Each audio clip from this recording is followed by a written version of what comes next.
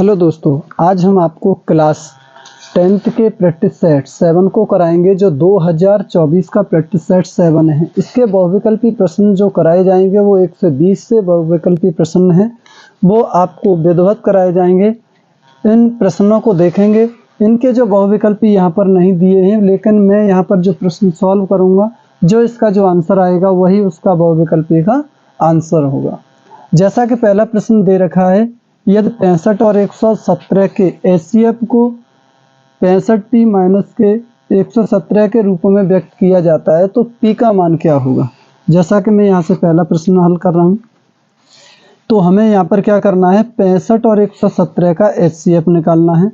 तो यहाँ पर मैंने 65 और 117 का एचसीएफ निकालेंगे। तो देखिए, ये से मैं भाग विधि से निकालता हूँ। 65 का 117 में भाग देंगे तो ये एक बार जाएगा और यहाँ पर 65 बचे, यहाँ पर 2, यहाँ पर बचेंगे 5। अब 5 का यानी 52 का भाग दे दीजिए 65 में, एक बार जाएगा और यहाँ पर बचेगा 3 और यहाँ 1, और 13 का भाग दे दें 52 में, 13 चक 52। अब जब तक भाग किया, जब तक जो हमारा शेषफल है वो 0। अब शेषफल 0 आ गया तो जो ये संख्या जो हमें दे रखी है 13, ये इसका क्या कहलाएगी, एचसीएफ। तो इस संख्या का जो एचसीएफ आ गया वो कितना है, 13 आ गया। लेकिन हमें इस रूप में व्यक्त करना है और पी का मान ज्ञात करना है। तो हम यहाँ पर लिखेंगे 65p माइनस 117 बराबर के जो एचसीएफ है वो यहाँ रख लिया। तो इसे सॉल्व करेंगे। 65p बराबर 13 प्लस इसे पक्षांतर करेंगे तो 117, तो 65p बराबर के हो जाएंगे 130 और p बराबर के 130/65 और इसे काट देंगे 2। तो p का जो मान आ गया वो हमारा 2 निकल के आया, p का मान। एक बार इसे समझ लेते हैं। इस सवाल में क्या था, सबसे पहले 65 और 117 का एचसीएफ निकालेंगे। 65 का 117 में एक बार, तो यहाँ बच्चे 52 का भाग 65 में देंगे तो 13, और 13 का भाग 52 में 4। तो यहाँ से जो एचसीएफ आ गया 13, और जो 13 एचसीएफ है वो हम इस रूप में लिखेंगे तो इसके बराबर रख देंगे, पक्षांतर करेंगे तो ये प्लस के हो जाएंगे, ये हो जाएंगे 130, और 65 का भाग देंगे तो यहाँ पी का मान जो निकल के आया वो 2। तो ऑप्शन में वहाँ पर 1 2 3 4 लिखा होगा, तो जो पी का मान 2 निकल के आया तो 2 वाला ऑप्शन कैसा रहेगा, हमारा सही होगा, जिसका मान 2 होगा। अब देखते हैं प्रश्न नंबर यहाँ पर दूसरा जो दे रखा है वो दिया है हमारा 2 tan 45/1 प्लस tan स्क्वायर 45। अच्छा, tan 45 का मान होता है हमारा, tan 45 का मान होता है 1, तो यहाँ लिखेंगे 2 × 1, यहाँ 1 + 1 का स्क्वायर, तो ये हो जाएगा 2 का इंटू 1 से करेंगे 2, यहाँ 1 + 1 का वर्ग 1, तो ये हो जाएगा 2/1/2। तो ये आंसर हो जाएगा आपका ए। यहाँ से जो ऑप्शन निकलेगा वो कौन सा होगा, 1, जो जिसका आंसर होगा वही वाला हमारा सही होगा। बस tan 45 का मान हमें याद है, 45 का 1 होता है, तो हमने यहाँ पर 2 गुणा 45 का मान 1 रख दिया।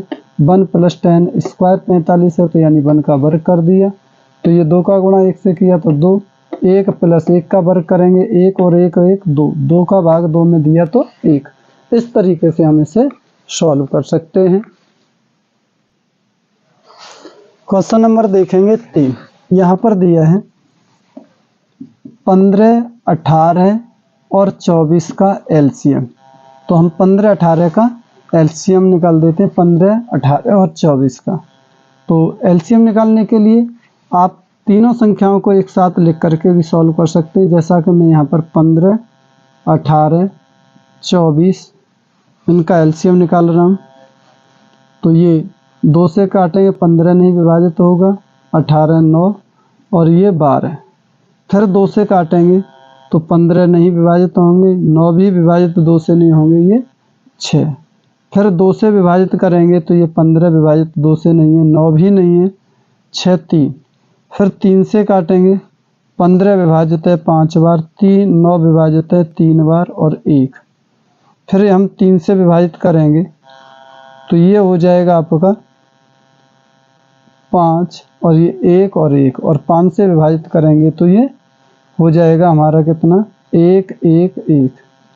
इस तरीके से हमारा, तो यहाँ पर जो एलसीएम लिखेंगे, एलसीएम वो क्या होगा हमारा, 2 गुणा 2 गुणा 2 गुणा 3 गुणा 3 गुणा 5, यानी 2 2 के 3, 3 3 के 2 और 5 का 1, ऐसा ही है। तो अब इसका गुणा करते हैं, तो 5 3 15, 15 3 45, 45 दूनी 90, 90 दूनी 180, 180 दूनी 360। एक बार फिर से देख लेते हैं, 5 का 3 से 15, 15 3 45, 45 दूनी 90, 90 दूनी 180, 180 दूनी 360। तो इसका जो एलसीएम जो निकल के आया वो 360 होगा इसका मान। अच्छा, इसके बाद क्वेश्चन नंबर 4 देखेंगे। इसमें लिखा है 148/185। अब हमें इसे काटते हैं, तो ये संख्या 2 से विभाजित है, ये 2 से नहीं है, ये फिर अंकों का योग 8 और 4 12 13 नहीं विभाजित है, ये भी 3 से नहीं है। तो इस तरीके से हम इसमें नियम लगाते जाएंगे। तो ये जो संख्या हमारी विभाजित होगी 37 से 4 बार और ये 5 बार, तो इसका जो आंसर आएगा वो 4/5 आए।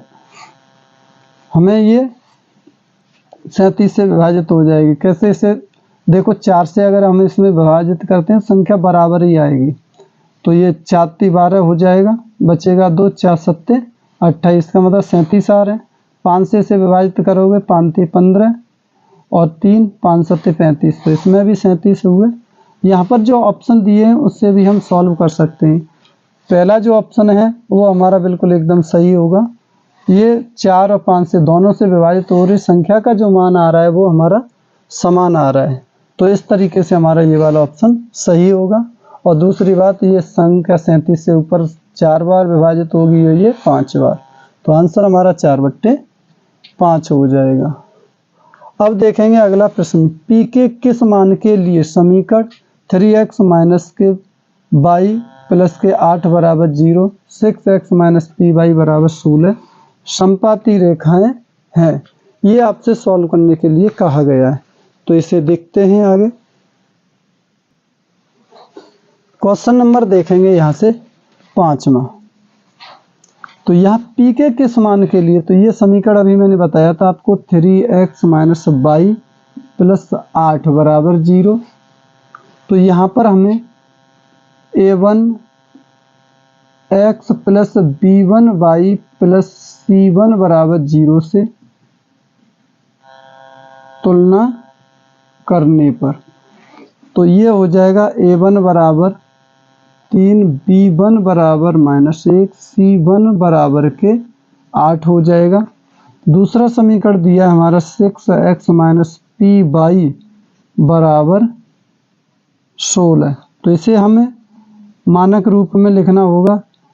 ये 6x माइनस पी वाई ये इधर करेंगे तो माइनस के 16 इक्वल टू 0। इसकी तुलना भी हमें किससे करनी है, a2x plus b2y plus c2 बराबर 0 से तुलना करने पर। जैसे ही तुलना करोगे तो a2 बराबर 6, b2 बराबर -p और c2 बराबर -60। अब हमें यहाँ पर बताना है समपाती। तो समपाती रेखाएं कैसी होती हैं, एक रेखा के ऊपर दूसरी रेखा, एक रेखा के ऊपर कैसी होनी चाहिए, दूसरी रेखा, वो समपाती रेखाएं कहलाती हैं। जैसे पहले ये रेखा है L, इसी के ऊपर एक और रेखा M हो, उन्हें समपाती रेखाएं कहते हैं। तो समपाती रेखा का जो फॉर्मूला होता है वो होता है हमारा a1/a2 इक्वल टू B1 बट्टे B2 बराबर C1 बट्टे C2।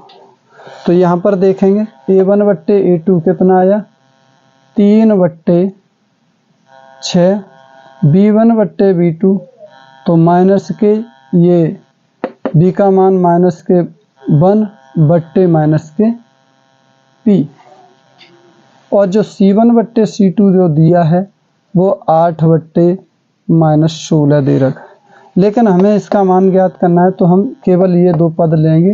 तो मैं यहाँ पर जो सॉल्व कर रहा हूँ वो है हमारा 3 बट्टे 6 बराबर माइनस 1 बट्टे P, तो माइनस से माइनस कैंसिल, तो ये हो जाएगा 3P बराबर 6, P बराबर 6/3। तो ये P यानी P का जो मान आएगा वो 2 आ जाएगा, तो लिख सकते हैं P बराबर के 2। P का जो मान निकल के आया वो 2 निकल के आ गया। तो सबसे पहले मैं आपको बता दूं ये जो समीकरण दिए हैं वहाँ से हम A1 A2 और B1 B2 C1 C2 के जो मान निकालेंगे।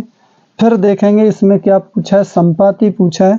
तो संपाती के लिए जो फॉर्मूला होता है ये होता है A1 बट्टे A2 B1 बट्टे B2 C1 बट्टे C2, इनके जो मान रखेंगे हमें यहाँ से मान निकालना है। ये संपाती रेखा है संपाती के लिए। और संपाती रेखा क्या होती है, एक रेखा के ऊपर दूसरी रेखा, यहाँ पर दो रेखाओं के बीच में 0 अंश का कोण बना हो वही रेखाएं संपाती रेखाएं कहलाती हैं। क्वेश्चन नंबर 6 देखेंगे। देखें 6 वाले में जो अभी इसमें पूछा था संपाती, इसमें पूछ रहा है परस्पर समांतर हैं। तो हमें इसे सॉल्व करना है। 3x + 2py बराबर 2 दे रखा है, तो आप इसे यहाँ लिखेंगे 3x + 2py -2 = 0। हमें यहाँ पर भी तुलना किससे करनी है, मैं यहाँ पर लिख दे रहा हूँ A1x + B1y + C1 बराबर 0 से तुलना करने पर। जैसे ही तुलना करोगे तो आप यहाँ से A1 बराबर 3, B1 बराबर के 2 और C1 बराबर यहाँ पर 2p होगा, B1 का मान जो होगा, और C1 का मान जो होगा वो होगा हमारा -2। अब हमें यहाँ से समीकरण जो दूसरा है उसे देखेंगे। लिखा है 2x + 5y + 1 बराबर 0।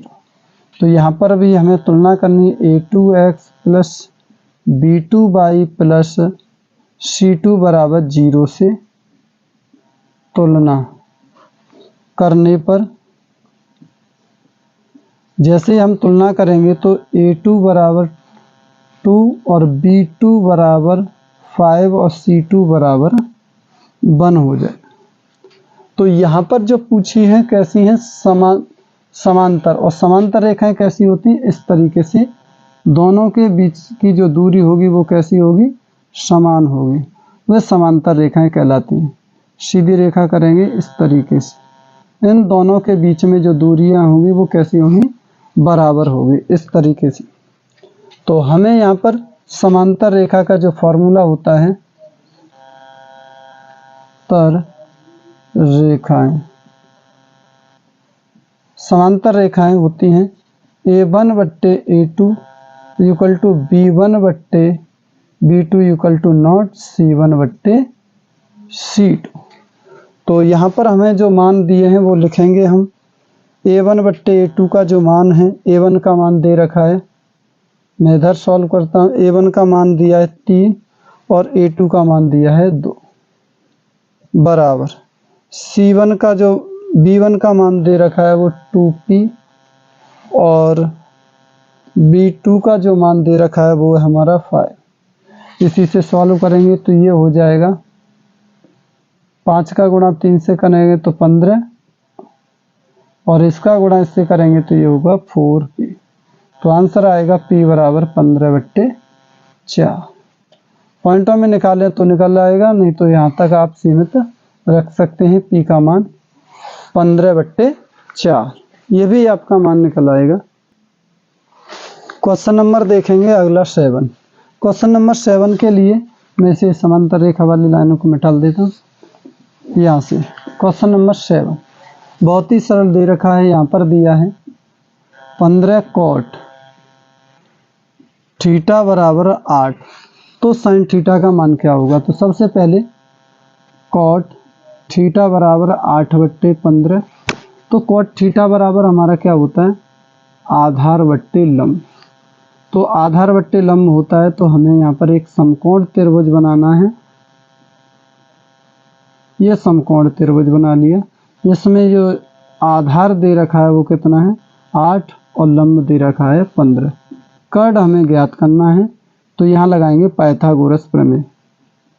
पाइथागोरस प्रमेय, तो ये होगा कर्ण का वर्ग, तो हम इसे ऐसे भी लिख सकते हैं कर्ण बराबर अंडरूट में एल का वर्ग प्लस आधार का वर्ग। तो ये हो जाएगा एल यानी 15 का वर्ग प्लस आधार 8 का वर्ग। तो 15 का वर्ग 225 प्लस 8 का वर्ग 64, दोनों को जोड़ देंगे तो ये हो जाएगा के बराबर के अंडरूट में 289, ये वर्ग होता है हमारा 17 का। तो के का जो मान निकल के आ गया वो 17 आ गया, और हमें निकालना है साइन थीटा। तो साइन थीटा बराबर होता है हमारा लंब बट्टे कर्ण। तो लंब यहाँ पर दे रखा है आपका 15 और कर्ण निकल के आया 17। तो ये वाला जो ऑप्शन होगा वो सही होगा 15/17। सबसे पहले क्या ये गुणा में 15 वो भाग में पहुंच जाएंगे, आधार बट्टे लंब, यहाँ से पाइथागोरस प्रमेय से सॉल्व करेंगे तो के का मान 17 निकलेगा। साइन थीटा बराबर लंब बट्टे कर्ण होता है, तो 15/17 हो जाएगा। तो ये वाला ऑप्शन हमारा बिल्कुल एकदम सही होगा। क्वेश्चन नंबर देखेंगे 8। यदि ABC तथा XYZ दो समरूप त्रिभुज हैं तो कोण A बराबर 75, कोण Y बराबर 57 है, तो कोण C का मान क्या होगा। तो मैं यहाँ पर प्रश्न नंबर 8 को सॉल्व करता हूँ। तो सबसे पहले मैं दो त्रिभुज बनाता हूँ। एक त्रिभुज ये है AB और C, और दूसरा त्रिभुज मैं यहाँ बनाता हूँ, ये X Y और Z है। तो यहाँ पर जो मान दिया है कोण A का मान है वो 75 अंश दे रखा है, कोण Y का मान है वो हमारा 57 दे रखा। और ये त्रिभुज कैसा है, ये दोनों त्रिभुज कैसे हैं, समरूप है, यानी त्रिभुज ABC समरूप है त्रिभुज XYZ। जब ये समरूप है तो इसका मतलब कोण A बराबर कोण किसके हो जाएगा, कोण A बराबर हो जाएगा कोण X के, कोण X के होगा। और कोण A का मान अगर दिया है तो कोण X का मान भी कितना हो जाएगा, 75 हो जाएगा, क्योंकि जो A का मान है वही X का मान होगा। कोण B बराबर दिया है कोण Y, जो कोण Y का मान है वही कोण B का मान होगा, तो इसका मतलब Y बराबर लिखेंगे हम 57। अब हमें यहाँ पर कोण C बराबर है कोण Z की, तो हमें कोण C का मान ज्ञात करना है। तो जो होगा वो कोण किसके बराबर होगा, कोण Z के बराबर होगा। लेकिन हमें यहाँ पता चल गया A B और C का मान ज्ञात करना है, तो हम लिखेंगे त्रिभुज के तीनों कोणों का मान। तो यहाँ लिखेंगे त्रिभुज ABC से कोण A प्लस कोण B प्लस कोण C बराबर 180। हम जानते हैं कोण A का मान 75 प्लस कोण B का मान 57 दे रखा है, प्लस कोण C बराबर 180। तो दोनों को जोड़ेंगे तो ये 7 और 5 12 और 7 और 5 12 और 1 13 हो जाएगा। 5 और 7 12, 5 और 7 12, प्लस कोण C बराबर 180। तो यहाँ पर जो सॉल्व किया कोण C बराबर 180 माइनस 132 तो कोण सी बराबर घटाएंगे तो 8, 7 में 4, तो इसका मतलब कोण सी का जो मान आ गया वो 48 अंश आ गया। इस तरीके से ये जो हमारा मान है वो सही हो जाएगा, यानी कोण सी का जो मान निकल के आएगा वो कितना निकल के आएगा, 48। क्वेश्चन नंबर 8 हो गया। क्वेश्चन नंबर देखेंगे 9 वाले को। क्वेश्चन नंबर 9 में दे रखा है बिंदु, ये बिंदु दिए हैं हमारे m बराबर, m के जो निर्देशांक दे रखे हैं वो है हमारे -3, 4। तो मूल बिंदु से दूरी, तो सूत्र होता है मूल बिंदु से दूरी। मूल बिंदु से दूरी का जो फॉर्मूला होता है वो होता है अंडरवुड में x का वर्ग प्लस y का वर्ग। तो x का मतलब ये जो बिंदु दे रखा है वो -3 का वर्ग प्लस 4 का वर्ग। -3 का वर्ग हो जाएगा 9 प्लस 4 का वर्ग 16, तो ये हो जाएगा आपका 25। 25 वर्ग होता है हमारा 5 का। इसका मतलब d बराबर जो निकल के आगे जो दूरी निकली आई मूल बिंदु से दूरी वो 5 निकल के आई। यहाँ पर मूल बिंदु से दूरी का जो फॉर्मूला होता है x का वर्ग प्लस y का वर्ग होता है। जब भी आपसे पूछा जाए मूल बिंदु, अगर आप यहाँ पर लिख भी देते 0,0 फिर x1 y1 फिर x2 y2 सॉल्व करेंगे फिर भी इसी तरीके से आएगा। तो इस तरीके से इसका जो एक फॉर्मूला बन जाता है वो होता है हमारा x² प्लस y² रूट में, वही बीच की दूरी होती है मूल बिंदु से, तो निकाल सकते हैं। क्वेश्चन नंबर देखें 10वां। 10वां जो क्वेश्चन है वो इस प्रकार है कि बिंदु दे रखे हैं, तो मैंने यहाँ पर एक रेखा ऐसे खींच लेता हूँ। ये रेखा A और ये B के निर्देशांक, A के निर्देशांक है यहाँ पर -2, 6 और B के निर्देशांक है -2, 10। तो आपसे पूछे हैं मध्य बिंदु, इन दोनों को मिलाने वाला जो मध्य बिंदु है इसके जो निर्देशांक हैं वो क्या होंगे।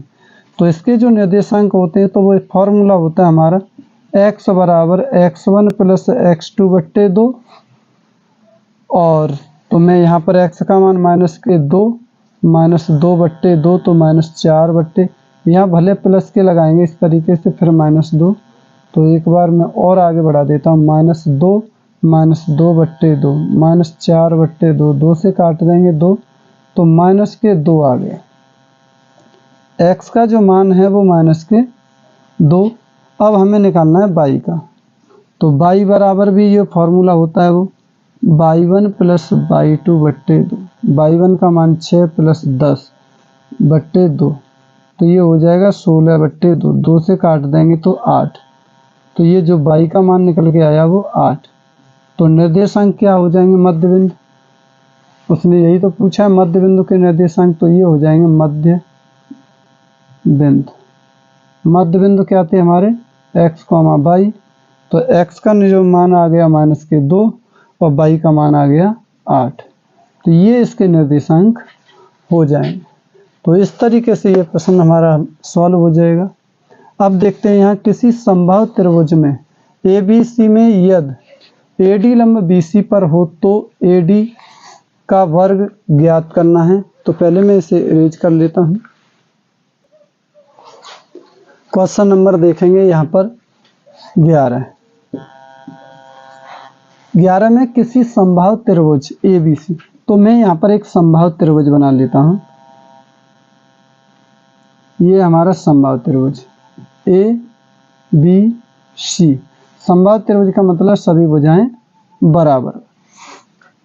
उसने कहा है AD पर BC पर लंब है AD, तो आप यहाँ से इसे इस तरीके से मिला दें, ये बिंदु D पर मिला दें, ये लंब है।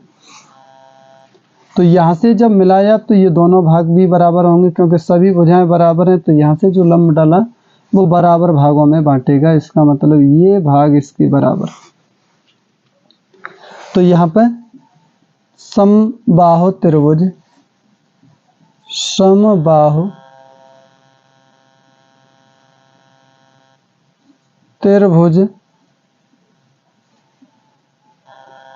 ए बी सी में ए बी बराबर बी सी बराबर सी ए, ये तीनों भुजाएं कैसी हैं? बराबर। यहाँ से लंब है, यहाँ पर ए डी लंब है बी सी पर, तब यहाँ पर बी डी बराबर है डी सी के, या सी डी कह सकते हैं, बी डी बराबर सी डी। ये सब इसमें दे रखा है। तो यदि आपको यहाँ से जो बी डी की जो लंबाई ज्ञात करनी हो तो ऐसे भी लिख सकते हैं हम, जैसे बी डी दिए, ये दिया है बी सी, तो बी सी बराबर क्या है यहाँ पर? B D plus C D. अगर आप इसे ऐसे लिखें बी सी बराबर, तो ये हो जाएगा B D plus C D की जगह पर लिख दो बी डी, तो क्या होगा? बी सी बराबर 2BD। इस तरीके से हम लिख सकते हैं। और ये 2CD भी लिख सकते हैं, या डी सी लिख दें या सी डी लिख दें, क्योंकि बी डी बराबर है सी डी, तो सी डी बराबर भी यहाँ लिख सकते हैं। तो इस तरीके से अब हम यहाँ पर समकोण त्रिभुज में निकालेंगे। अब हमारा जो समकोण त्रिभुज,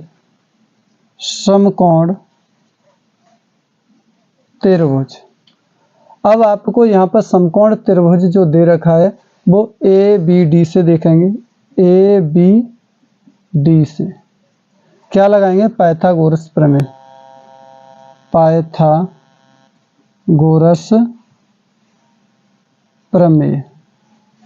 पाइथागोरस प्रमेय लगाएंगे तो यहाँ पर पाइथागोरस प्रमेय में आप देखेंगे क्या होता है? कर्ण का वर्ग बराबर लंब का वर्ग प्लस आधार का वर्ग। तो यहाँ से कर्ण दे रखा है हमारा, इसमें क्या होगा?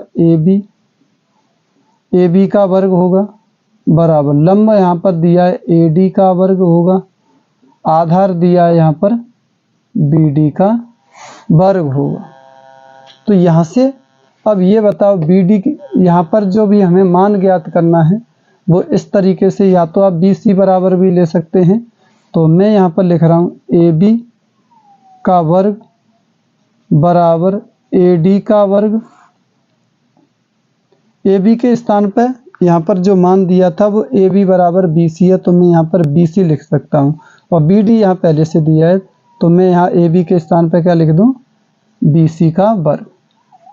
बी सी का वर्ग लिख दूंगा प्लस बी डी का वर्ग। और बी सी का जो मान निकल के आया 2BD, तो यहाँ बी सी के स्थान पर लिख दूँ 2BD का वर्ग बराबर ए डी का वर्ग प्लस बी डी का वर्ग। तो इसे सॉल्व करेंगे तो ये हो जाएगा हमारा कितना? यही सॉल्व करें 4BD का वर्ग और बराबर ये होगा ए डी का वर्ग प्लस बी डी का वर्ग। बी डी इधर पक्षांतर करेंगे तो ये हो जाएगा ए डी का वर्ग बराबर ये हो जाएगा आपका 4BD का वर्ग माइनस बी डी का वर्ग। तो ए डी का वर्ग बराबर 3BD का वर्ग। ये इसका आंसर आ जाएगा। इस तरीके से हमें ए डी बराबर जो निकल के आया 3BD। अब आप चाहें बी डी की जगह पर यहाँ पर डी सी, तो ये भी हो जाएगा, क्योंकि यहाँ पर जो मान दिए हैं उसी तरीके से हम निकाल सकते हैं।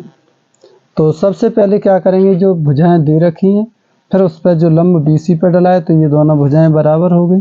तो यहाँ पर हमने ए बी बराबर बी सी बराबर सी है, ए डी बी सी पर लंब है तो बी डी सी डी बराबर है, तो बी सी बराबर B D plus C D. तो इसे हम लिख सकते हैं B D plus B D, 2BD हो जाएगा बी सी का मान। यहाँ पाइथागोरस प्रमेय लगाएंगे। कर्ण का वर्ग बराबर लंब का वर्ग प्लस आधार का, ए बी का वर्ग बराबर ए डी का वर्ग प्लस बी डी का वर्ग। यहाँ ए बी की जगह पर बी सी लिख सकते हैं क्योंकि यहाँ पर बराबर दे रखा है, और यहाँ बी सी के स्थान पर 2BD क्योंकि यह बी सी का जो मान निकला था। ए डी बराबर प्लस बी डी का वर्ग, ये बी डी हो जाएगा 4, यहाँ से पक्षांतर करेंगे तो माइनस के, तो 3BD बचेगा। इस तरीके से यहाँ आंसर आ गया इसका। इसके बाद यह क्वेश्चन नंबर 12 में त्रिभुज एबीसी के शीर्षों के निर्देशांक क्रमशः दे रखे 7,5 और 5,7 और -3,3 है। यदि BC के मध्य बिंदु D है तो AD की जो माप है वो क्या होगी? तो इसे सॉल्व करते हैं। Question number 12। तो यहाँ पर मैं सबसे पहले एक त्रिभुज बनाता हूँ और इस त्रिभुज के निर्देशांक 7,5 ये A है। पहले नाम डाल देते हैं यहाँ पर A, B और C और BC का मध्य बिंदु, ये BC का मध्य बिंदु हो गया, इसे डाल दिया D। आपको AD की लंबाई ज्ञात करनी है, ये मध्य बिंदु। तो इसके जो निर्देशांक हैं 7,5 और इसके निर्देशांक B के 5,7 और C के जो निर्देशांक है -3,3। तो सबसे पहले तो हमें D के निर्देशांक ज्ञात करने। तो यहाँ पर A के निर्देशांक 7,5, B के निर्देशांक 5,7 और C के निर्देशांक -3,3 ये दे रखे। हमें यहाँ पर D के निर्देशांक ज्ञात करने। बिंदु D के निर्देशांक अगर ज्ञात करेंगे तो ये D के जो निर्देशांक है x, y मान लेते हैं, कैपिटल X और Y। तो x का मध्य बिंदु, अगर आपको x के निर्देशांक ज्ञात करने मध्य बिंदु में, तो ये होगा x1 प्लस x2 बट्टे 2। तो x1 का मान कितना है यहाँ पर 5 और प्लस माइनस के 3 बट्टे 2। तो ये 5 माइनस 3 बट्टे 2, तो ये 2 बट्टे 2 कट गया तो 1 आ गया। x का मान कितना आया 1।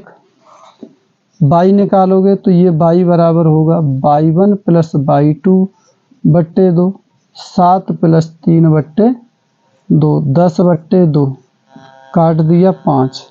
तो y का जो मान आ गया 5। तो निर्देशांक क्या हो जाएंगे? D के जो निर्देशांक हो जाएंगे वो हो जाएंगे आपके 1,5। जो D के जो निर्देशांक निकले x की जगह पर 1, y के 5। तो ये D के निर्देशांक में यहाँ पर लिख देता हूँ इसकी जगह पर 1,5।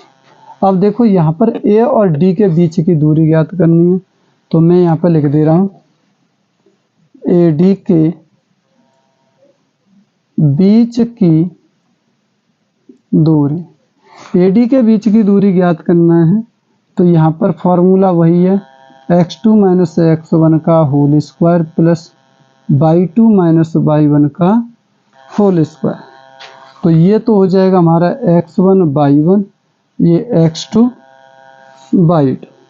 तो सॉल्व करेंगे अंडर रूट में x2 यानी 1 माइनस 7 का होल स्क्वायर प्लस 5 माइनस 5 का होल स्क्वायर। तो ये हो जाएगा आपका -6 का होल स्क्वायर प्लस 0 का होल स्क्वायर। तो 6 का ये 36, 0 का 0, तो ये हो जाएगा रूट में 36 और 36 जो मान होता है वो 6 का D में जो निकल के आ गया। तो जो D का जो मान है वो कितना निकल के आया 6, यानी D जो है वो कितना है हमारा AD। आप इस जगह D की जगह पर AD भी लिख सकते हैं, AD बराबर 6, यानी AD के जो बीच की जो दूरी है वो 6 निकल के आ गई। तो इस तरीके से हम इसे सॉल्व कर सकते हैं। पहले ये त्रिभुज बनाएंगे, इसके तीनों निर्देशांक लिखेंगे, BC का मध्य बिंदु निकालेंगे, 1,5 निकले और A और D के बीच की दूरी का फॉर्मूला लगाएंगे। तो A और D के बीच की जो दूरी है वो हमारी निकल के आएगी 6। इस तरीके से ये प्रश्न सॉल्व हुआ। क्वेश्चन नंबर देखेंगे 13। क्वेश्चन नंबर 13 में दिया है sec थीटा बराबर 2। तो ये तो बहुत ही सरल है। sec थीटा बराबर ये 2 मान होता है sec में 60 का मान होता है, sec 60। तो sec से sec तो ये कैंसिल हो जाए तो थीटा का मान आ गया 60। ये तो इतना सरल क्वेश्चन था। क्वेश्चन नंबर देखेंगे 14। यहाँ पर क्वेश्चन नंबर 14 में लिखा है cosec square theta minus cot square theta और यहाँ 1 माइनस कॉस स्क्वायर थीटा। ये भी बहुत सरल है अगर याद है अच्छे से, क्योंकि कोसेक स्क्वायर थीटा माइनस ये सर्वसमीका होती है। Cosec square theta minus cot square theta बराबर होता है 1। ये सूत्र होता है। अगर ये सूत्र याद है आपको सर्वसमीका, तो इसकी जगह 1 गुणा यहाँ 1 माइनस कॉस स्क्वायर थीटा, तो गुणा करेंगे 1 माइनस कॉस स्क्वायर थीटा। तो ये भी एक सर्वसमीका होती है। 1 माइनस कॉस स्क्वायर थीटा बराबर होता है हमारा साइन स्क्वायर थीटा। तो इसकी जगह पर रख देंगे हम साइन स्क्वायर थीटा। तो इसका जो मान आ गया साइन स्क्वायर थीटा। तो इस तरीके से हम सॉल्व कर सकते हैं। अच्छा, इसके बाद क्वेश्चन नंबर आप देखेंगे 15। यहाँ पर दे रखा है आपको क्वेश्चन नंबर 15। एक लंबवृत्तीय बेलन के आधार का क्षेत्रफल 9 पाई सेमी स्क्वायर है, तो उसके आधार की त्रिज्या। तो लंबवृत्तीय बेलन के आधार, तो यहाँ देखें 15 वाला लंबवृत्तीय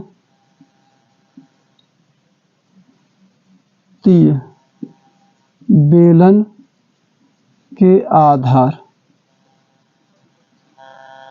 का क्षेत्रफल दे रखा 9 पाई। तो लंबवृत्तीय बेलन के जो आधार होता है वो होता है हमारा आधार का क्षेत्रफल पाई आर स्क्वायर बराबर 9 पाई। पाई से पाई आर स्क्वायर बराबर 9, तो आर बराबर रूट में 9। तो आर बराबर ये हो जाएगा रूट में 3 गुणा 3, तो जोड़ा बाहर, तो आर बराबर 3। तो उसने पूछा आधार की त्रिज्या, तो आधार की त्रिज्या कितनी निकल के आ गई 3 सेंटीमीटर। इस तरीके से यहाँ कुछ ज़्यादा नहीं था, केवल ये था आधार का क्षेत्रफल। तो हमें बेलन का आधार का क्षेत्रफल पता होना चाहिए, पाई आर स्क्वायर है बराबर 9। पाई से पाई कैंसिल हो जाएगा, तो ये आर स्क्वायर बराबर 9। तो ये आर स्क्वायर है तो इधर जाएगा तो रूट में हो जाएगा। फैक्टर करेंगे 3 गुणा 3, जोड़ा बाहर निकलता है तो आर बराबर 3। तो यही इसकी त्रिज्या है। तो यहाँ से सॉल्व हुआ कि लंबवृत्तीय बेलन की जो त्रिज्या है वो आर बराबर 3 निकल के आई। क्वेश्चन नंबर देखेंगे 16। क्वेश्चन नंबर 16 में दे रखा है 4 सेमी त्रिज्या वाले एक वृत्त के अंतर्गत खींचे जा सकने वाले वर्ग का क्षेत्रफल। तो देखिए मैं एक वृत्त बनाता हूं और इस वृत्त के अंतर्गत क्या है, एक वर्ग बना दिया। ये वर्ग है, तो ये जो ये केंद्र है, तो वर्ग का जो विकर्ण है वो केंद्र से होकर के जा रहा है। तो इसका मतलब जो व्यास होगा वो तो वृत्त का व्यास होगा, और ये विकर्ण है वर्ग का, जो सबसे बड़ी भुजा जो दे रखी है ये विकर्ण और व्यास दोनों कैसे हैं, बराबर है। तो यहाँ पर वर्ग की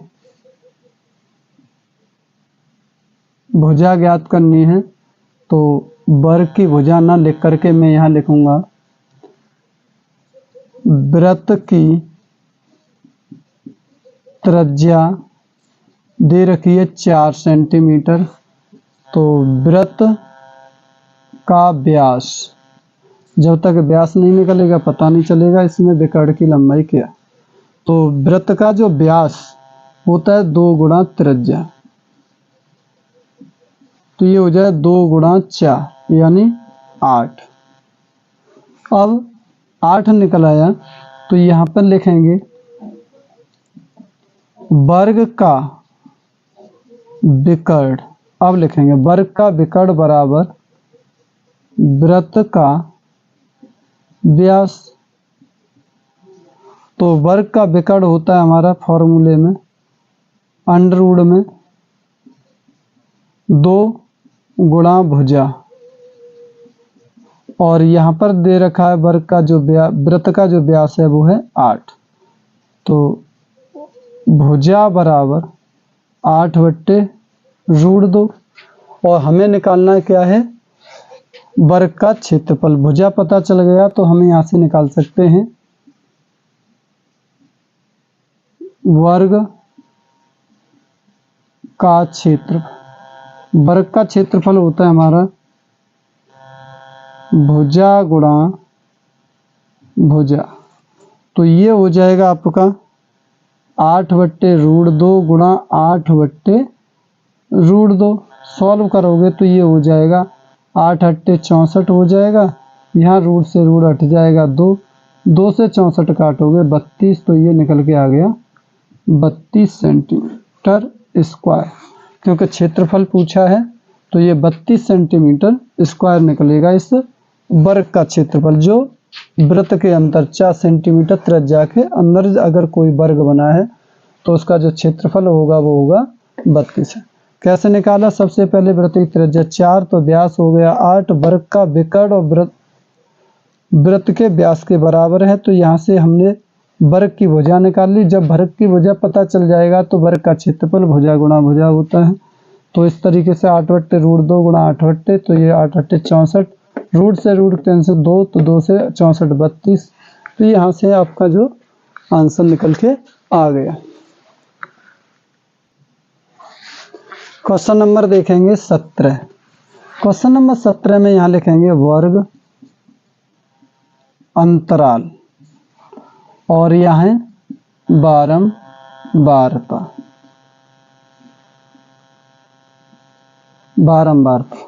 तो ये वर्ग अंतराल में लिखा हुआ है हमारा 3 से 5, 5 से 7, 7 से 9 और 9 से 11। बारंबारता में 4, 2, 1, 3। हमें इसमें निकालना है औसत माध्य, यानी यहाँ माध्य ज्ञात करना है। तो यहाँ पर सबसे पहले निकालेंगे माध्य, मध्यमान, मध्यमान यानी xi। ये जो बारंबारता f है, सॉल्व करेंगे तो मध्यमान इसका 5 और 3 8, 8 में 2 का भाग दिया तो 4 हो गया। 7 और 5 12, ये 6 हो जाएगा। 2 का अंतर 9 7 16, 16 ये 8 हो जाएगा। अंतर है तो इसका मतलब ये 10। अब यहाँ से निकालेंगे हम fi गुणा xi। छोटा सा सवाल है, इसे देखें। 4 × 16 हो जाएंगे, 6 दूनी 12 हो जाएंगे, 8 × 1 = 8 हो जाएगा और 10 × 30 हो जाए। तो यहाँ पर हमें इसका जो मान निकालना है वो इस तरीके से 6 और 2 8, 8 8 16 की 6 और 1 1 2 2 और 3 5 5 और 1 6 66। ये सिग्मा fi और xi निकल के आ गया। यहाँ से हमें निकालना है सिग्मा fi। तो ये 4 और 2 6, 6 और 1 7, 7 और 3 10। ये 10 निकले। फॉर्मूला होता है मध्यमान का, जो माध्य का ज्ञात करेंगे। माध्य का जो फॉर्मूला होता है sigma fi xi/, sigma fi, ये होता है फॉर्मूला। तो यहाँ सिग्मा का कितना मान है 66/10, भाग देंगे तो 6.6। ये जो निकल के आ गया आपका मध्यमान निकल के आ गया। सिंपल है ये सवाल। तो क्वेश्चन नंबर देखेंगे 18। क्वेश्चन 18 में एक पासे को एक बार फेंका जाता है तो एक अभाज्य संख्या आने की। तो पासे में अंक, पासे में जो अंक होते हैं वो 1 2 3 4 5 6, 6 अंक होते हैं इसमें पासे में। तो कुल प्रायिकता क्या होगी, कुल, या ऐसे लिख सकते हैं कुल अनुकूल परिणाम।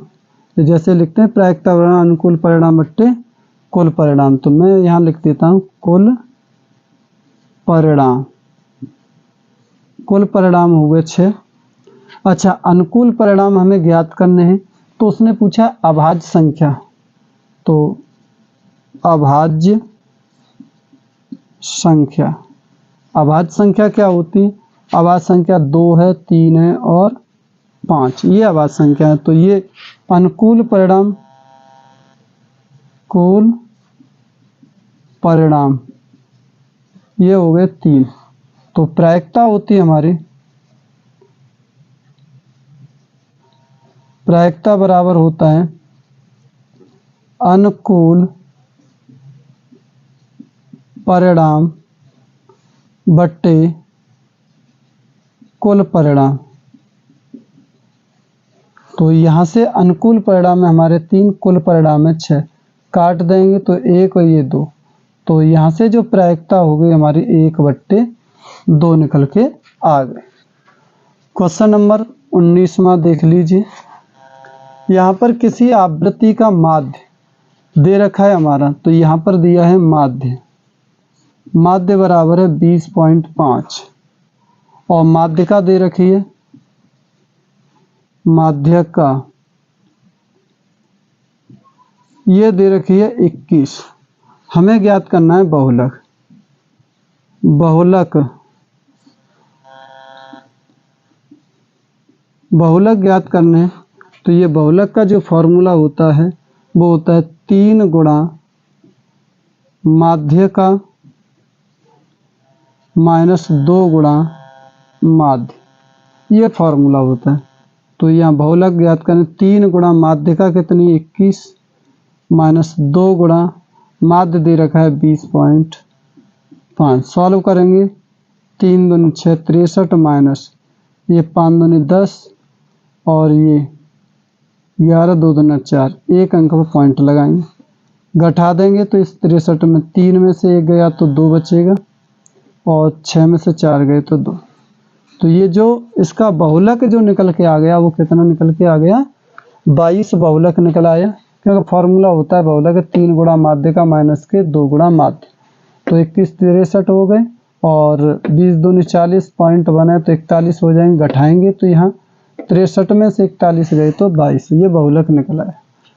क्वेश्चन नंबर 20, निम्नलिखित में से कौन सी घटना की प्रायिकता नहीं है? यानी जो घटना की प्रायिकता नहीं है, तो आप देखेंगे 4/3, तो ये तो पहली वाली ही नहीं, तो इसका मतलब यही वाला हमारा आंसर सही होगा। क्यों? क्योंकि जो प्रायिकता होती है 1 0 से अधिक हो और 1 से कम, या 1 भी हो सकती है और या फिर वो 1 से बड़ी नहीं होगी। तो यहाँ पर जो मान आया 4/3, 3 का भाग देंगे, ये तो 1 से बड़ी होगी, तो ये तो प्रायिकता है ही नहीं।